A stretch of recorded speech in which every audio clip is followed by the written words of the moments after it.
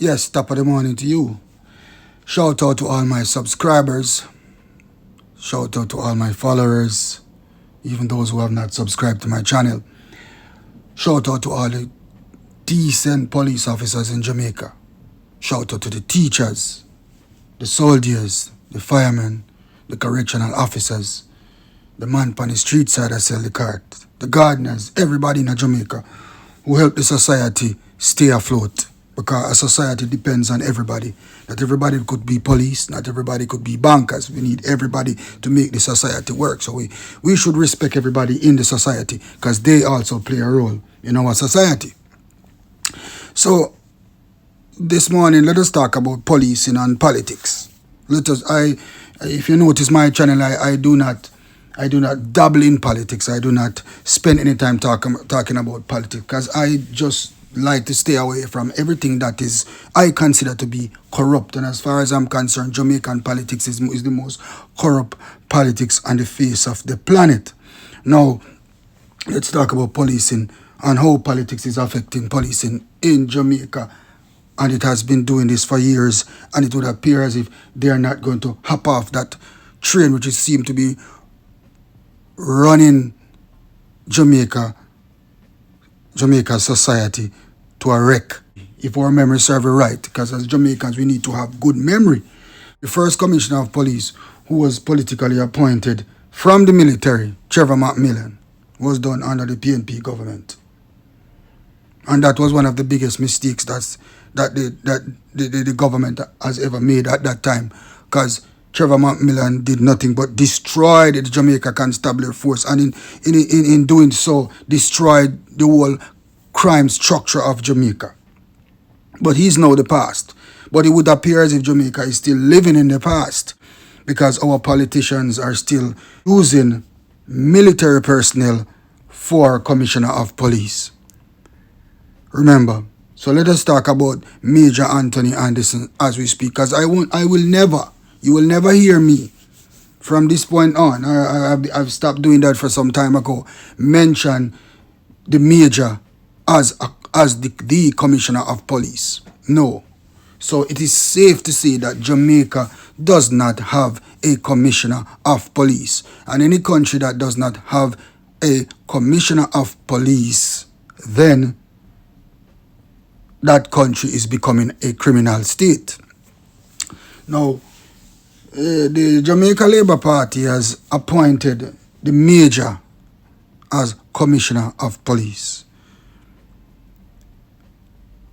And he has been using the media to advertise how well the Major is doing. That is the Prime Minister of Jamaica. How well the Major is doing. It's obvious that the Major and the Prime Minister are good friends. And it appears if they have some kind of good working relationship, or they have a dream of what Jamaica should be.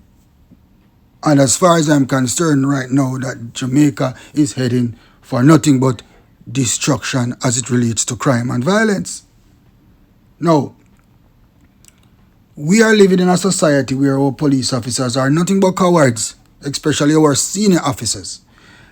And to say that they are making some rules and regulations in the Jamaica Constabulary Force, that they are silencing the members of the Jamaica Constabulary Force. These are the rules, They are silencing the Jamaica Constabulary Force, that they cannot speak in any public forum about the disadvantages that they are going through in the force. They cannot speak about anything unless they will be dismissed from the Jamaica Constabulary Force. So you see what is happening now. They are taking away the members of the Jamaica Constabulary Force's constitutional rights, the rights as a citizen to speak your mind, freedom of speech. So police officers in Jamaica does not have freedom of speech anymore. They have taken away that constitutional right of a policeman or woman, that we cannot speak our mind even when we see the atrocities that are going on in the force. But I will not leave it to that, because we as police officers know the constitutional rights, and we know that we can speak freely as we see it fit.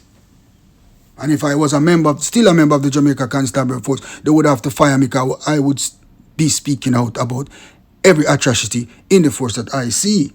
No, The worst thing in the force right now is the man who was politically appointed as the commissioner of police. And even though this man is not pulling his weight like the commissioners before him, who was fired by the flick of a finger, this man is still in office, not doing anything. The only thing I see this man doing is like he's a media personality, like a double six thing, a catwalk thing, a modeling thing. Modeling denim like say my active police and all these things. That is all I see the major doing. Crime in Jamaica is escalating, it's not de-escalating. And our leaders would have it to say, and they will have this status talking about how Jamaica's crime problem is being solved, or Jamaica's crime problem is getting better. Where you see that happening? In recent times, we have robberies in broad daylight. Boy, you see gunmen are getting so polite these days. You know what I mean? Robbing banks. We never see that in the history of Jamaica. Man, take on bank them way there, and take on police them way there out the street. Now, 2 robberies in the space of 2 weeks after Brinks at the bank. Come on. That is how brazen Jamaican gunmen have become. Because guess what? The country has been handed over to the criminal elements in the society. So they now feel free that they can run over the decent law-abiding citizens of Jamaica. And why? Because we have no commissioner of police. And the government does not believe in solving crime and violence in Jamaica, as far as I am concerned up at this point. Now, the reason why, let's go back to the fact that I'm saying that the members of the Jamaica Constabulary Force, especially at the senior rank level, are nothing but politicians, are nothing but lapdogs. They are nothing but puppet and a string. Puppet and strings. That whatever the Prime Minister says, no matter how high the Prime Minister says jump, that is how they jump. They follow the Prime Minister's orders, and they do not care about the people of Jamaica. They do not care about the members of the Jamaica Constabulary Force. And even though we have this salary negotiation going on and police are not being paid properly, most police can't even afford to pay their bills. But the senior officers, you see, they're okay because they are getting their money from their politician friends. They are all right. Their houses are right. Their families are right. The constable, the corporal, and the sergeants, and some of the inspectors, their house is not all right. Because the salary that police officer is getting is just not enough for how the economy is running these days in Jamaica. But I am not going to talk about that now. I am here to talk about the so-called man that they put as commissioner of police, and how foolish our leaders are, and how stupid our senior officers in the Jamaica Constabulary Force are. Everybody just sit down and accept this thing. The man is not performing and nobody's talking. No. In the past week, this blogger, Lonesome, has spoken publicly, on this blog, that with some other followers, that he has sued the Commissioner of Police. And he wants the commissioner, and the understanding that the Commissioner of Police, he needs the Commissioner of Police to emit office immediately, because he is not a deterrent to crime, but he's mostly a catalyst to crime. That he's causing more crime, and I believe that, and that he's not capable, and that he's not qualified. That's the word, The man is not qualified to be the Commissioner of Police. And Wayne Lonesome is 100% correct when it comes to that analogy. The man is not qualified to be the Commissioner of Police. The man is not a police officer. The man was not trained in the field of policing. The man does not understand the first step in policing. I am telling you that. He knows nothing about beta foot. He knows nothing about writing entries. He knows nothing about investigations. He knows nothing about operations. The man knows nothing about policing. The man is a soldier. And I'm going to tell you this, people. For example, let me tell you this. I I graduated from the police training school, and some of us went to Hunts Bay, some of us went to Denham Town, and some of us went to Mobile Reserve. And I'm going to tell you this, people, that the people who went to Mobile Reserve, when they were transferred back from Mobile Reserve to a regular station, they knew nothing about policing. All they knew was operation, going out there raiding. They knew nothing about records. They knew nothing about diary entries. Think of simple thing like a threat entry they can't do. They don't know anything about regular policing, the real policing strategies in Jamaica. Those people knew nothing. So when they were transferred to a regular station, they will have to be taught from the start how to do diary entries, how to do the regular records in the station, warrant book, and all these things. So I said that to say to you that the commissioner of police is not qualified to be the commissioner.